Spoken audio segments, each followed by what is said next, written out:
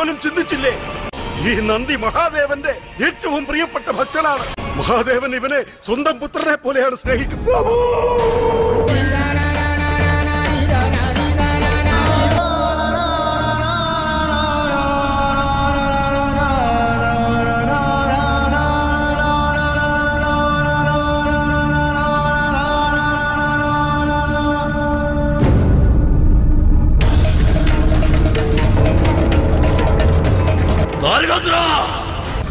സ്വർഗത്തിലെ ആധിപത്യത്തിന് വേണ്ടിയാണ് നീ നമ്മുടെ നന്ദിയുടെ പ്രാണൻ അപഹരിച്ചത്.